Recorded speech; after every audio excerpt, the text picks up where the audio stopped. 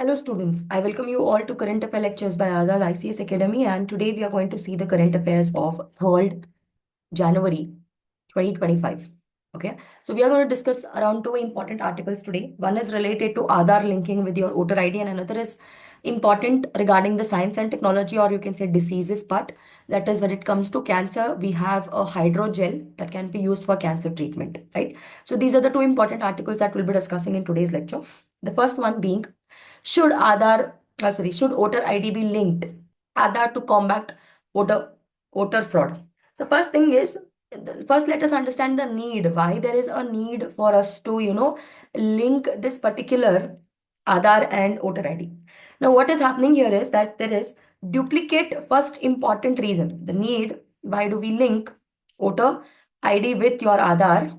Let us understand the reasons for this first. First is there are a lot of duplicate, what you mean to say, voter entries that have resulted in inflated voters count, leading to inaccurate results. Because of this, there is what is happening. It is inaccurate election results. So, first thing that we need to understand is that because of duplicate voting, what is happening is, or election frauds are happening, and the election results are not accurate, and we want to stop that. That is, duplicate voter entries are happening, and we don't want that to happen. Second thing is voter fraud. Voter fraud that's happening is another important thing, that voting entries can be exploited by fraudsters to cast multiple votes, right? So like this. And apart from this, duplicate entries require additional resource maintenance. So if you are adding again and again the names, so resource depletion, because to maintain that particular data, you need another resource again. So there is a lot of resource drain that is happening, right? Another important issue. Now, lack of trust, because obviously we are trusting the entire election process, that we are saying, we are feeling that the power is given with a safe hands, and there is a lack of trust that is happening. There are a lot of legal challenges that would be happening. That is the reason why we need to, have voter ID. Now I'll tell you what happens in voter ID. Okay, see, if I was changed, there are instances where some of your names are removed from the voter list, and there are some instances where a same person have many voter IDs. How is it possible? Maybe in the same constituency, or maybe in the different constituency also. Like for example, before the marriage, women were staying in one village or one particular place, and after marriage she goes to some other place, so she will have now two voter IDs. Okay, there is a possibility of such kind of things are happening also, right? And that is the article why it is there also. So that is the reason they are saying that we need to link our voter ID with Aadhaar. They say that Aadhaar has got biometrics, it has got your fingerprint, so it is not possible for a same person to have two Aadhaar cards. So if we are linking the voter ID with Aadhaar card, it will be easier, and all these issues can be solved to some extent, is what is the background regarding this. Now there are some issues also when it comes to linking this voter ID with Aadhaar. What is the issue? The major issue is the right to privacy. See, Aadhaar has got your biometric, and having access to your biometric is against right to your privacy. So, attack on right to privacy or compromise on right to privacy of the citizen, which is coming under Article 21. Okay, so whatever we have now, that is, it is going to enable the misuse of the critical information that is mentioned in the Aadhaar. Okay, such linkage will give a lot of information regarding the person, right? And being linked to voter database of the government. So whatever voter database we have, if we are trying to link that to Aadhaar card, there will be a lot of issues, especially the privacy issue that we have. And Aadhaar card that we have, Aadhaar card is not the proof of citizenship. That means you need to understand, even if you're not a citizenship, there are a lot of places of frauds that are happen, that you just give me 400, 500 rupees and they can make your Aadhaar card and give. So the right to vote is one of the most important right that we have, and that cannot be denied to any person. Okay. If a person lacks an Aadhaar card, it's okay. A preference of Aadhaar card for a purpose of, determining voters is like, Aadhaar is just a proof of residence. Okay. It is just a proof of residence and not a particular proof of what? Citizenship. So can we basically use Aadhaar just to, consider, or that person, if a person has a citizen, I mean, if a person has a Aadhaar card, does it prove that he is a citizen of a country? It does not. So it is basically a important right, that is right to vote is very important, and for that we have voter IDs. But you cannot, link that with something which is a proof of a residence. Okay, so what more can be done apart from this is something that is very important for us. Now, why am I discussing this background is because whatever we have right now in today's article is related to the same background. Okay, so we need to do a lot of data analysis. We need to, even if Aadhaar is a unique identification number that is given by the government, it can help eliminate duplicate entries and it can ensure that voters are unique identity. This is something that is good, but we need to do in a lot of data analytics that can help election authorities as well. And we need to also give in a lot of education to voter, that is voter education. It plays a very significant role in eliminating the duplicate entries. Okay, now regular update needs to be done. Just you have a data that was updated long back and you're not updating again, so that is not correct. You need to keep on updating it again and again. Now technological solutions, you can use technology like use of biometric, facial recognition, machine learning can help us automate the entire process also. So these are certain things that we need to understand when it comes to, your linking voter ID with your Aadhaar. Now let us see what is there in the article or what is there in our editorial basically today. Now, on December 29th, 2024, the Aam Aadmi Party and the Bharatiya Janata Party accused each other for manipulating the Delhi electorate rolls in an attempt to win the Delhi Assembly elections. See, it's a political backing here. Now you can see there are two political parties that are fighting with each other. Okay, saying that you guys have done some fraud in voter list and you guys have done some fraud in voter list. Okay, this is what they're doing. Okay, that and here the election that was held in the February. Well, Aam Aadmi Party accused BJP for submitting applications of Election Commission of India to get the names of voter removed from your list. So Aam Aadmi Party is saying that there are some of the voters' names who voted Aam Aadmi Party. Those names are removed. Names removed from voter list. That's what Aam Aadmi Party is accusing on Bharatiya Janata Party. Okay, and list in its strong holdings. The BJP is claiming that the Aam Aadmi Party government has aided Rohingyas immigrant to settle in the capital so that it can secure their votes. So BJP is saying that Aam Aadmi Party have made sure that there are some Rohingyas community people who are there in our country. They are made to stay in Delhi so that they can get some voters. Okay. Earlier, the Congress had accused the Election Commission of India for arbitrarily deleting an addition of voters' names in the electoral rolls before the Maharashtra Assembly elections. Should voter ID be linked with Aadhaar to ensure transparency and put all these political claims and counterclaims to rest? Is something that is of a question mark to us. Now we'll see that in detail. If we link Aadhaar with our voter ID, would it help ensure not only one voter ID is issued for every citizen? So we have to understand that will this come to help or will linking this voter ID to Aadhaar help us? Right? That's what we have to understand. Now, for this, S.Y. Qureshi says yes, that was the original intention. In fact, we were struggling with locating those with duplicate voter IDs, and nearly every district in our country was usually some kind of reduplicate software, which can help us remove these duplicates from the files across multiple files, some of which were useful and some of them were not successful. Okay, some of them were successful and some of them were not successful. The major reason why we wanted to link is so that we wanted to remove this particular duplicates which are present in almost every district of our country. That's what he's trying to say here. Okay, that is when your UIDAI, that is Unique Identification Authority of India, was created. Okay, Nandan Neelkani came to meet me to find out whether to stand on this. That was when we started experimenting, that we collected the biometrics in Goa. We decided that we would stop the exercise because of the other authority was going to do it anyway. We thought that we would merge two once they complete the job. So it was the beginning of the whole debate. So here, when did this happen? Is they were trying to collect all the biometrics in Goa, and that is when they stopped it because Aadhaar was anyways doing it. So that is how this entire debate basically started. Okay. Now we need to understand next. What is Arish Sharma talking about this? Before I answer your question, let me explain you that Aadhaar does two things. What are the two things that Aadhaar does? This is something that is very, very important.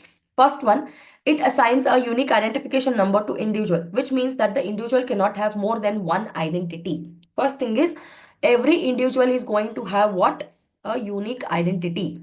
This is something that we need to understand. And next is, second, it provides a service to online real-time authentication of a person. Every database on the every system does not need to have a kind of backend technology that Aadhaar has, because it would be too expensive. Aadhaar has been used to clean the number of database such as PAN, database similarly link Aadhaar with voter will ensure that one person is able to use only one voter ID. So here he's telling that how we are able to link your Aadhaar with PAN so that a little bit of corruption can be reduced. Similarly, we are trying to, link your Aadhaar with voter ID so that we are able to remove all the duplicate voters. So that is what he's trying to say. Now here again, Aadhaar is not a proof of citizen, as I already told you, citizenship. Not even non-residents who have unlawfully entered India can get Aadhaar cards. This is there because, see, a lot of frauds that have happened even in getting Aadhaar cards also. This is something that we need to understand. Therefore, every person who has got an Aadhaar card number is not necessarily a voter. That is a job for, Election Commission of India to figure. The authentic service of Aadhaar card can be only used to ensure that there is no proxy voting taking place. So here, we need to understand that this thing, whether, the linking of this Aadhaar with voter is not done by anybody else. It is done by the Election Commission of India. Now, you also need to have information about what is Election Commission of India, what they do basically, right? The authentication service of Aadhaar can be also used to ensure that there are no proxy voting. So, if a particular person has both Aadhaar and voter ID, then only those people will be able to get this particular access to voting. This something such kind of things can be done so that there is no proxy voting takes place. Now, as you said, Aadhaar is not a proof of citizen. So, with this election commission, how do we tackle with this particular thing? So, for this, what does Qureshi say? Everyone knows that Aadhaar is not a proof of citizen. Our idea was not only identifying duplicates. If someone has voter ID, citizenship has already been established through that. Through the linking of voter ID and Aadhaar, we will get to know that they are registered in different places, which can happen because of domestic migration or if the changes in the house within the same city. So, we need to understand that everybody will have only one Aadhaar. There could be a possibility that they have two voter IDs. Now, for one Aadhaar, we can only use one voter ID. So at least what we're trying to do here is we're trying to remove the duplicate. Okay. Our idea was only to look, he's saying that it was only to identify the duplicate. Okay, because a lot of people would have multiple voter IDs. And how do they would have multiple voter IDs? Look at this. Because of domestic migration, maybe from one place to another place you have migrated. So that is the reason you are having two voter IDs. Or you are changing the house within the same constituency. And because of that also, there is a possibility that you can have two voter IDs or duplicate voter IDs. So we want to reduce this duplication. And that is why we are coming up with this particular, linking your Aadhaar with your what you mean to say, voter ID. Okay, it is just a kind of identifying the duplicates. Now, what about the security? For that, he says, we need Mr. Mishra, Mr. Sharma's help to understand this. The voter ID card has only 5 details. Your name, your father's name or your spouse name, your address, your age, and the house number. All this is in public domain anyway. So it is not the private data which will get compromised because the voter ID being linked with others. So here you need to understand that in voter ID, you're not having many much details. Okay, so linking this is not going to compromise something is what he says. And for this, what does Sharma say? Well, Aadhaar does not contain any secret or sensitive information except biometrics. That is very, very important because only because you have your Aadhaar number, you can only get your biometrics, but you will not have any sensitive personal information like maybe your social media account number or anything else like bank account number or something. That's not there. So, which are kept offline and which can be used on, which can be never used except for authentication. Means except for authentication, you cannot use them for any other source. Aadhaar also has only one four piece of information: name, age, gender, and communication address. It has the mobile number and email address only if you want to share with those. So Aadhaar does not know which database is seeded with. Okay. Therefore, there is no question of any kind of compromise on the security in this situation. So what is your Sharma sir saying in this is that whatever biometric is there, okay, that is not available to everyone. First thing. And second thing is that also your email ID and phone number also only available to those where it is supposed to share, not with everyone. So Aadhaar does not know in which database it has been seeded with. So there is no compromise on your security is what he's trying to tell. So this concept that we have, no, that it is right against our privacy, it's somewhere not correct, is what we have to understand from this particular topic here. Now, activists had earlier flagged that the issue on right to privacy, your comments. So I don't think there is any connection between privacy and linking of Aadhaar with voter IDs.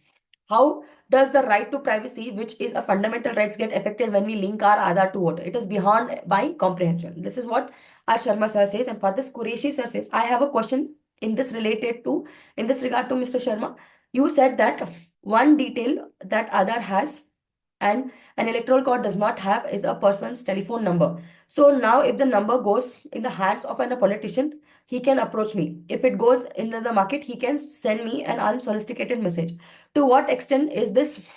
Is it a invasion of privacy? So here again, what is Qureshi saying, trying to say here is, see, he says that in both the documents, your name, father's name, everything is going to be there. Only the thing that is there extra in your Aadhaar card is your number and your email ID. So if this goes to any politician or if it goes to any marketer, are you going to get any kind of, calls is what your Qureshi sir is saying. And anyways, your Sharma sir is saying that no, sir, because the Aadhaar may have a telephone number, but provided that the telephone number is optional. Means providing a telephone number is optional. If we are not providing the telephone number, there is it is there to help the individual. If it does not get embedded with the voter ID, when you link the two, you link the Aadhaar number, not the email address or the telephone number. So what your Arish Sharma sir is saying is that to the voter ID, we are not linking the phone number or we are not linking the email ID. We are only linking the Aadhaar number, right? And linking the Aadhaar number will not make you have access of phone numbers or email IDs is what he's trying to talk about.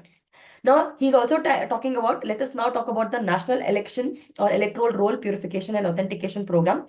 It was started in 2015, but after the issue of missing voter ID started surfacing in 2018 again. The problem of missing voters has been a perpetual one, means it has been happening since a long period of time. Voters have been missed from for different reasons. The first is that they have chosen not to register, even though we are going door to door. So you need to understand some of the people's names are missing because they don't want to get registered even after going door to door. Okay, asking them to do so. Second is their names can get deleted by the computer error. So there is one more reason. The first is not registered. The reason why the name is not appearing, you are not registered. The second thing is there is a possibility that the computer error may delete your name. It can be deleted by some mistakes. And it can be deleted by some other mistakes also. It can be deleted because of the mischief of administration.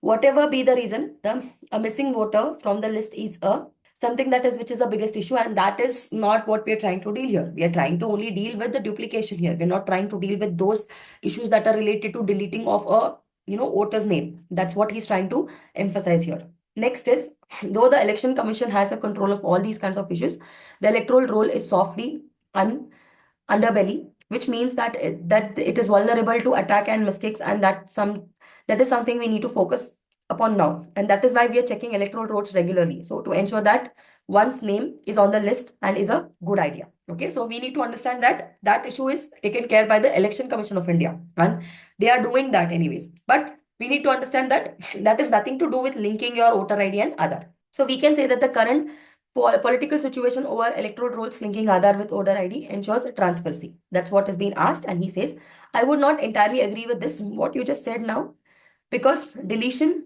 can still happen due to various reasons. And I said human error, dishonesty, and deliberately too, because the officers now have instructed to by the top bosses to delete the names because of those potential hostile voters. This is happening, and we should be dealt, and this should be dealt by the Election Commission of India.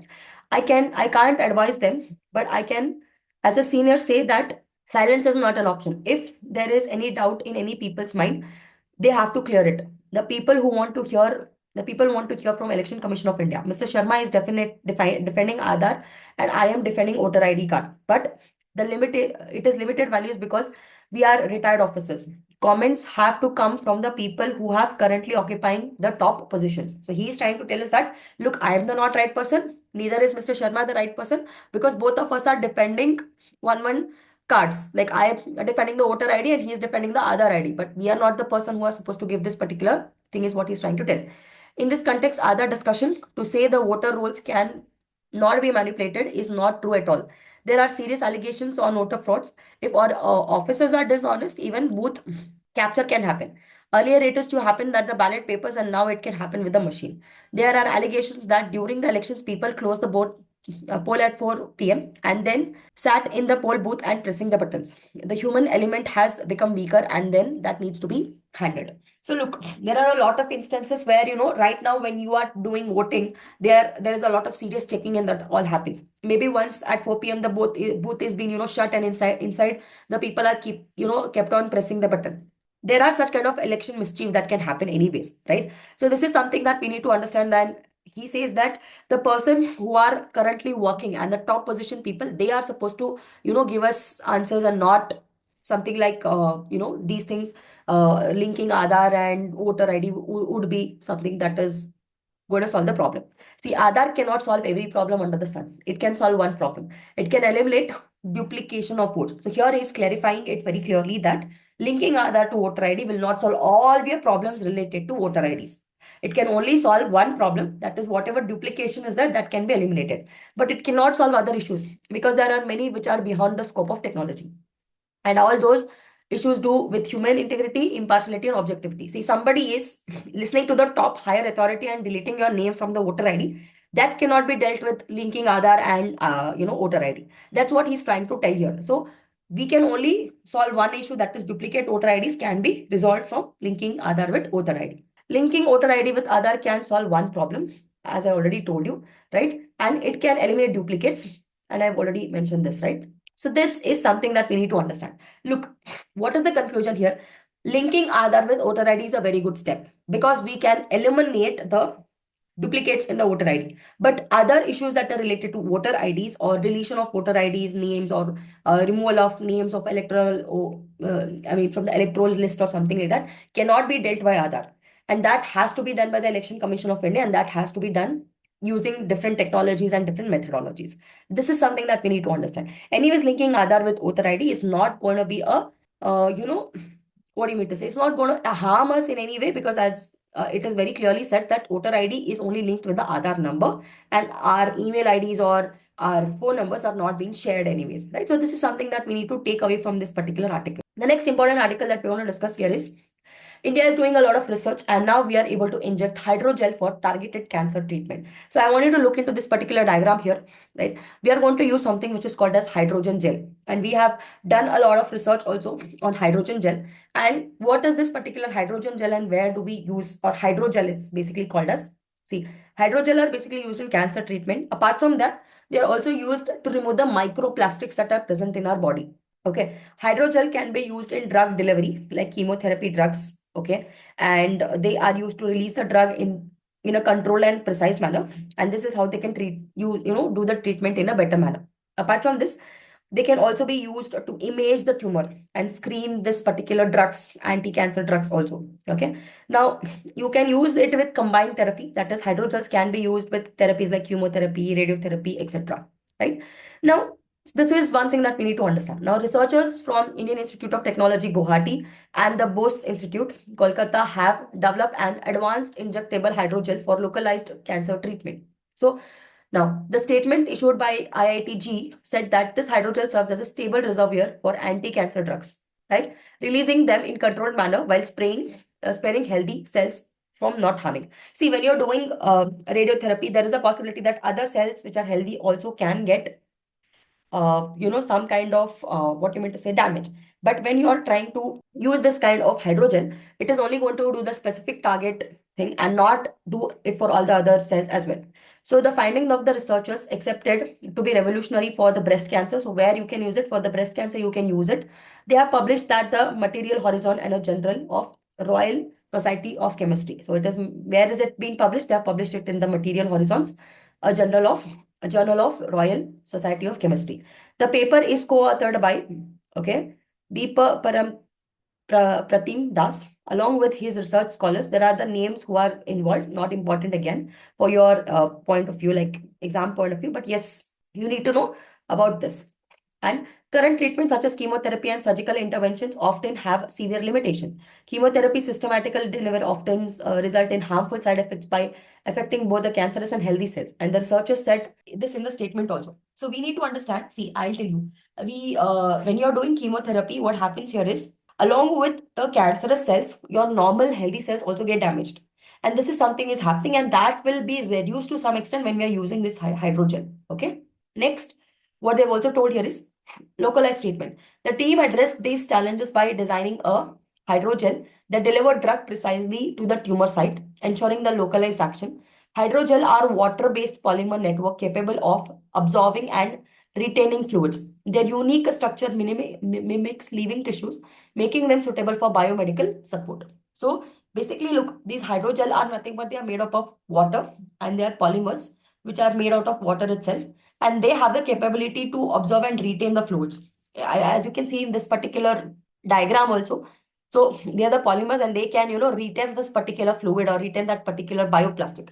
That's how these are used actually. So what we'll do is, whichever is the target, into that target, what I'll do is I will be basically sending this particular hydroplastic or hydrogel plastic. I mean hydrogel, and that will basically capture that thing and that will be removed off, right? So something on this basis. The hydrogel composed of ultra short peptides is designed to remain insoluble in biological fluids. Means this particular hydrogel will not be soluble in our body like blood or lymph or something like that. Okay, so it ensures that it stays in a localized at an injection site, and it responds to the elevated injections. So there'll be other injections, a molecule abundant in tumor cells. This work explains how scientific innovation can address the pressing needs of cancer treatment. So we need to understand that a lot of people are dying out of cancer, and such kind of innovation, such as hydrogel treatment, and all of us can basically help us treat the cancer. The hydrogel property allow us to work harmoniously with the biological environment, offering precision. So we are also doing precision. We're also working harmoniously with the biological environment. This is something that is another important thing that this particular professor said during his statement. So this is another important topic that we have discussed for today. I'll see you guys in tomorrow's session. Thank you so much. If you have any doubts, suggestions, kindly put in your doubts in the comment section. I'll try to address them. Thank you so much.